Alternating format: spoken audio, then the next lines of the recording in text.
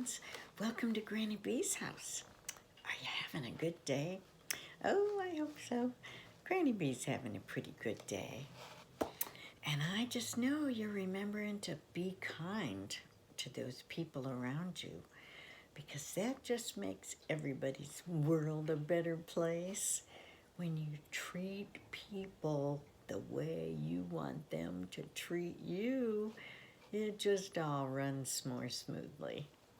Well, you know, Granny B has our favorite friend, Pete the Cat, a book I found that has 12 stories in it.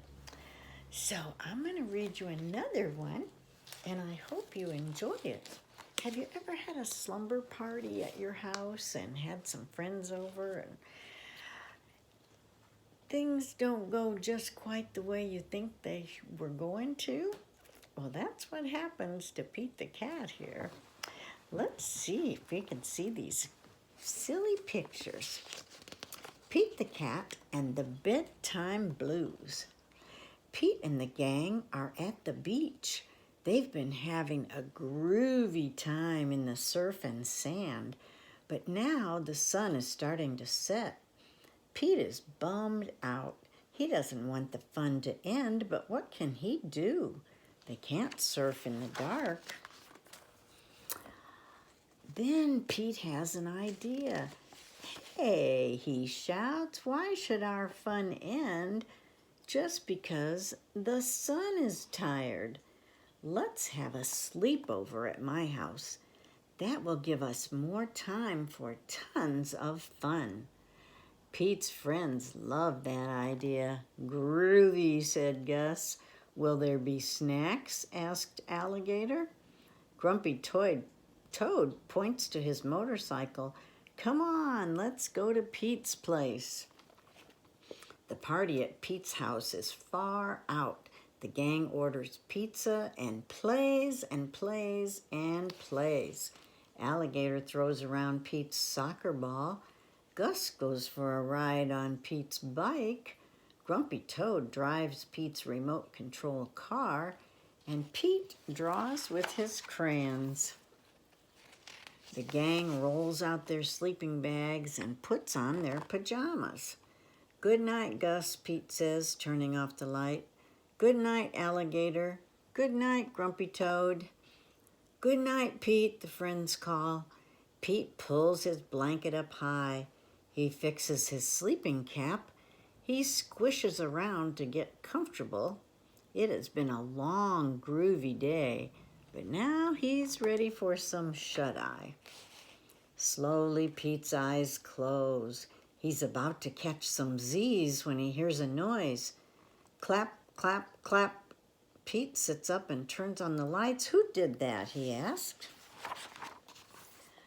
It was me, Grumpy Toad said. I'm not tired. I don't want to go to bed. I want to clap my hands instead.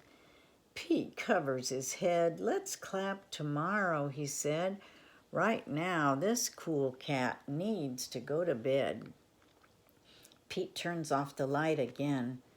Good night, Gus. Good night, Alligator. Good night, Grumpy Toad. Time to sleep. Good night, Pete, the friends call. Pete fluffs up his pillow. He pulls his blanket down, and then he closes his eyes. Pete is about to catch some Z's when he hears another noise. Rat-a-tat-tat. Pete turns on the lights again. Who did that? He asked. It was me, says Gus. I'm not tired. I don't want to go to bed. I want to jam. Pete shakes his head. That was a cool beat, but let's rock out tomorrow instead, he says. This cat needs his sleep. Pete turns off the light again. Good night, Gus. Good night, Alligator. Good night, Grumpy Toad. Time to sleep. Good night, Pete, the friends call. Pete rolls onto his left side. He rolls onto his right side. He's about to catch some Z's when he hears a loud munch. Pete knows that sound. He is sure it is Alligator. He is always up for eating. Pete turns on the light. Sure enough, Alligator is munching a piece of pizza.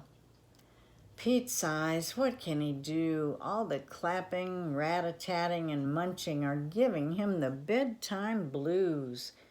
Then Pete has an idea. He gets out his favorite bedtime story and begins to read. As he reads, Pete notices that the room is quiet. There is no more clapping, no more rat-a-tatting, and no more munching. Pete looks up. His friends have gathered around him. They want to hear the story too. Pete turns back to the beginning of the book and begins to read it aloud. His friends settle down and listen. No one makes a sound. Pete yawns as he turns the last page of the book. He has been so focused on the story, he didn't even notice his friends creep off to their own beds. "Good night, sleep tight," he whispers. Pete puts his book down. He turns off the lights and he closes his eyes. Soon, Pete is fast asleep. Dreams of another groovy day of surfing fill his head as the cool cat finally catches some Z's. Well, I hope if your friends invite you over for a sleepover, that you're not rude and make noise when people are trying to sleep. That's just one way of being kind to the people around you. If they want to sleep, let them sleep. Well, Granny B likes to take a nap every once in a while, and I like to sleep when I go to bed. So I hope that you do too. And I hope you'll remember that getting good night's sleep makes the next day go so much better. Hope you remember too that Granny B loves you. And I want you to come back and see me again real soon, okay? Because I'll read you another story. Okay, bye-bye now.